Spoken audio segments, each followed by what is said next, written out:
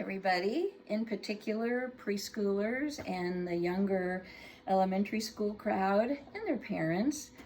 I wanted to share some poetry with you, primarily because I think that poetry is so incredibly important for the younger child, and it's important for everybody, but for the younger child in particular, because the rhythm and the rhymes, which can be beautiful, are good at opening channels in a child's brain that regular literature, other literature, doesn't necessarily do. And even if a child doesn't understand the meaning of the poem, the rhythm and the rhyme still are useful. My goal, of course, is to offer rhythm and rhyme, but also poems that small children can understand. So the first one that I want to do is called Reading. And reading, and by the way, these are all going to be from a book called A Duck in the Sky. And the title comes from something that my granddaughter Sam said many years ago that I thought was funny and cute. And so it became the title of this book. The first one is called Reading, and it emphasizes the importance of being able to pretend, but being able to pretend through the books that you read. For example, you can pretend, I can pretend to be a princess by putting this on. This is my favorite, and I can be a princess this way. Or I can pretend to be a very mysterious lady and put this on. Or I could be a bride and put this on. I bet you've all seen one of these. And be a pretty bride. Or I could be a cowboy, a cowgirl. And everybody probably has wanted to be a cowgirl or a cowboy at some point in their life, even with a hat as crazy as this one. Or, and my family would say I do this one best, you could be a clown, like I can be, just by putting something like this on and being silly.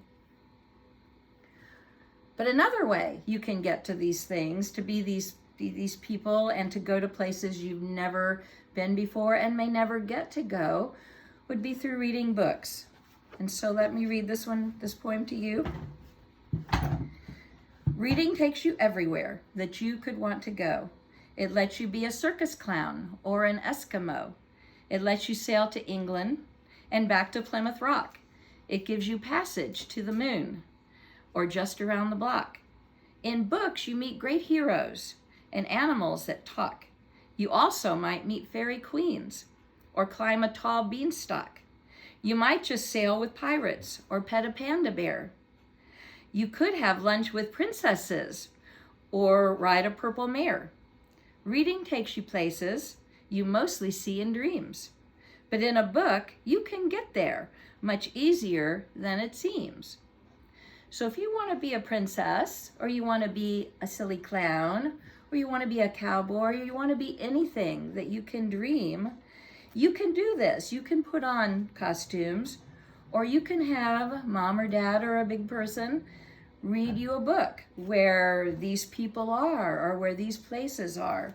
My daughter, for example, drew this for me when she was a little girl, this nice castle.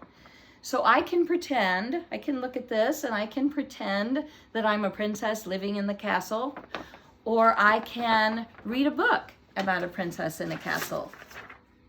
I can be a fish and pretend that I'm swimming under the sea.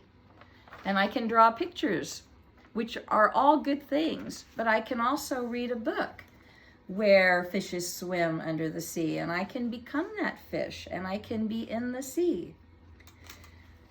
I want to share one more with you today. It's called Snow. It's so warm outside, it seems kind of weird to read about snow, but we should probably get ready.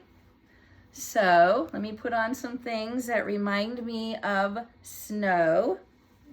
We should get ready for snow, right? Okay. And somewhere I have gloves. I usually don't match, but this time I'm going to match just for you.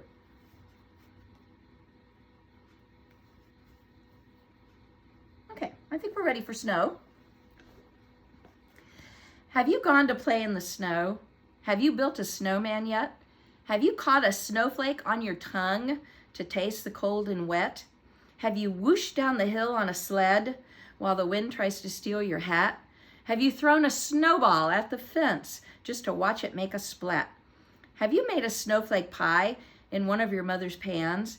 Have you taken your woolen mittens off and blown on your frozen hands? Have you realized that these are joys that every child should know? Don't you agree you'd miss a lot if you never played in snow? I'd miss a lot if I never play. I still play in snow. It's fun. Before I leave, I want to say hi to some people that might be watching this. I want to say hi to Charlie and to Malcolm, to Iris, to Cooper, to Gracie. You might see Gracie in videos that we show down the line here. And thank you for sitting and listening to me, and we will be back in a little bit with more videos.